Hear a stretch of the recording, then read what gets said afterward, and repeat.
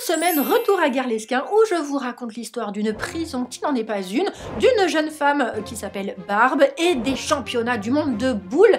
Et oui, à Gare-l'Esquin, on sait s'amuser. C'était Légende Bretagne, bonjour!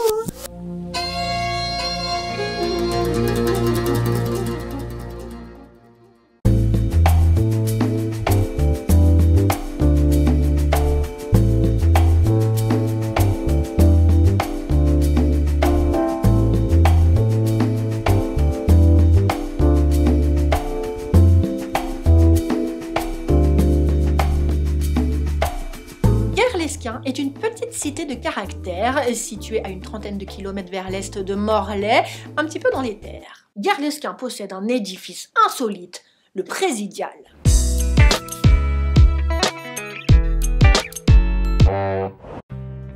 Le Présidial de Gare-l'Esquin, c'est le monument phare de la commune. C'est une ancienne petite prison de style Renaissance, construite en 1640. Le Présidial, construit au XVIIe siècle, porte ce nom car il aurait dû présider des séances de sentence à l'égard de personnes hors la loi. En réalité, il n'a jamais eu cette fonction. Tout au plus, il a servi de prison de transition pour des prisonniers venant d'autres régions et en transit vers Morlaix. Cet édifice est une commande de Vincent Duparc, grand seigneur de Gare-l'Esquin. C'est surtout pour asseoir son autorité, montrer toute sa puissance et son pognon. Alors lui, au XVIIe siècle, il est marquis de Locmaria, grand seigneur de Gare-l'Esquin et commandant des gardes de Richelieu, entre autres. Marquis, c'est entre comte et duc, j'ai été regarder. Et effectivement, Vincent Duparc, à cette époque, il n'a pas du tout besoin d'une prison. Non, ce dont il a besoin, c'est d'asseoir une puissance grâce à ce symbole d'autorité, qui représente donc le pouvoir judiciaire plus précisément. À partir de la Révolution française, vers la fin du XVIIIe siècle, le Présidial est laissé à l'abandon. En 1826, Gare-l'Esquin en fait l'acquisition, mais il tombe en ruine peu à peu et est voué à la destruction. Mais c'est sans compter l'aplomb d'un barde local qui, au milieu du XIXe siècle, décide de se dresser contre cette mort annoncée. Cet artiste s'appelle Prosper Proux et il est le descendant par alliance de Vincent Duparc. Vincent Duparc, vous vous souvenez qui c'est si vous avez suivi? Prosper Proux décide, par la force de son appartenance de cœur à l'édifice, de mener un sauvetage. Il mène des démarches auprès du ministère d'État et d'un autre Prosper Mérimée. Et c'est un pari réussi. La prison est restaurée en 1872 et classée monument historique en 1875.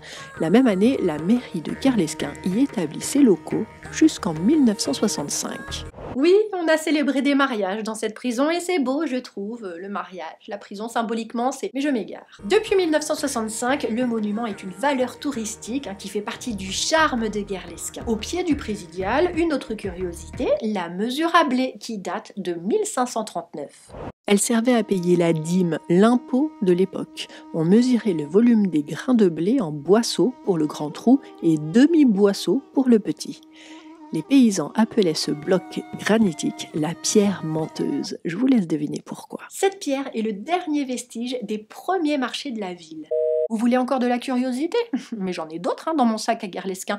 Saviez-vous que la commune est la seule unique de l'univers à accueillir les championnats du monde de boule ou poc? Ici, sur cette grande allée, en contrebas du Présidial de Gare-l'Esquin, se déroule chaque année à Mardi Gras un championnat du monde unique en son genre. Il s'agit du boule ou poc. Le boule ou poc est un jeu qui mélange le palais et la pétanque, boulou voulant dire en breton boule et poc en référence au bruit que font les boules quand elles s'entrechoquent. Poc veut aussi dire bisou en breton et j'aime bien moi l'idée des championnats du monde de boule bisou. Mais je m'égare. Pour y participer, rien de plus simple, il suffit d'être habitant de Gare-l'Esquin. Deux équipes s'affrontent, celle des habitants du nord de la ville et celle des habitants du sud. Le championnat du monde de boule ou poc existe depuis le XVIe siècle quand même, c'est du très sérieux. Et ça se passe chaque année à la date de Mardi Gras. Cette année, ce sera le mardi 4 mars 2025. Petit détail, pour participer au championnat du monde de boule ou poc, il faut être Gare-l'Esquinais, pas Gare-l'Esquinaise. Oserais-je parler de parité? Je connais pas mon rôle. Au pied du Présidial se trouve également une fontaine très élégante, la fontaine Sainte-Barbe.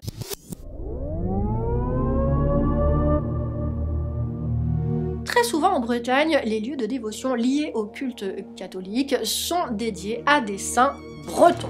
Il est très rare que les Bretons s'agenouillent devant des saints reconnus par l'Église catholique. Mais Sainte Barbe fait fi de cette tradition puisque elle est reconnue par l'Église catholique. Et Sainte Barbe, il faut dire qu'elle est très présente en Bretagne. On la retrouve dans multitude de fontaines, d'églises, de lieux de culte, mais aussi, pour vous dire à quel point elle est présente, une plage se nomme Sainte Barbe. En réalité, Sainte Barbe est très présente dans toutes les régions de France, et ça, c'est parce qu'elle est, entre autres, la patronne des pompiers.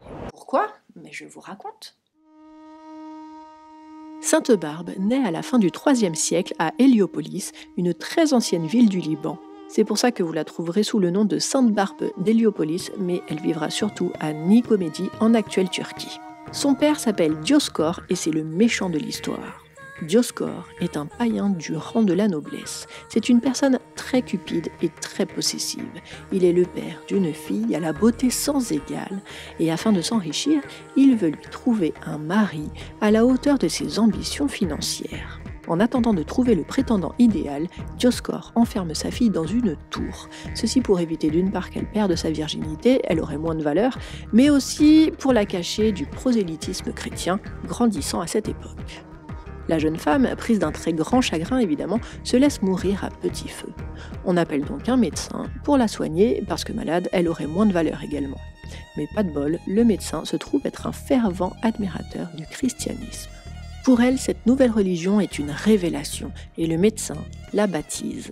La tour dans laquelle elle est enfermée ne possède que 2 fenêtres.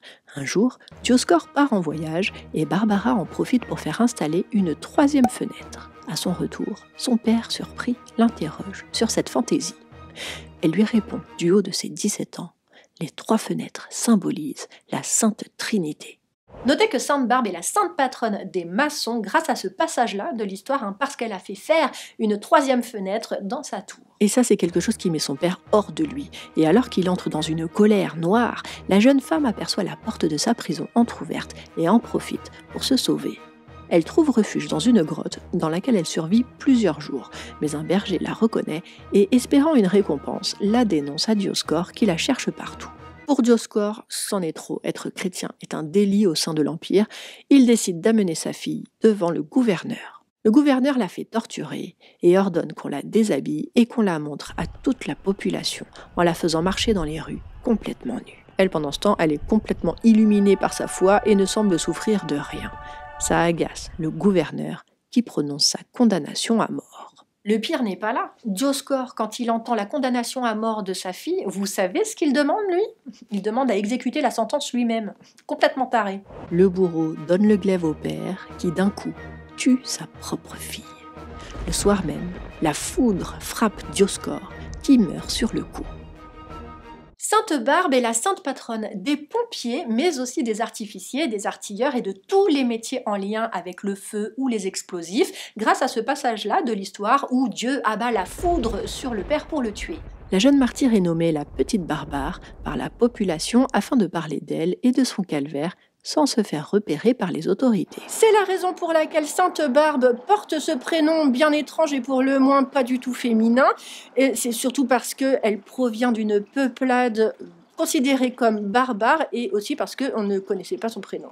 Gare Lesquin propose en saison estivale des visites guidées de son présidial. Le Bouloupoc, vous pouvez y assister au prochain Mardi Gras. Et si vous passez par là, n'hésitez pas à venir saluer Sainte Barbe, dont vous connaissez maintenant l'histoire. Je vous remercie d'avoir suivi cette vidéo. N'oubliez pas le like, le commentaire, le partage, l'abonnement. Ça permet ma visibilité sur Facebook, sur YouTube. Et puis moi, ça m'encourage, ça me fait plaisir. Je vous retrouve la semaine prochaine pour de nouvelles aventures bretonnes. Et en attendant, je vous dis, Kenavo Arvécha!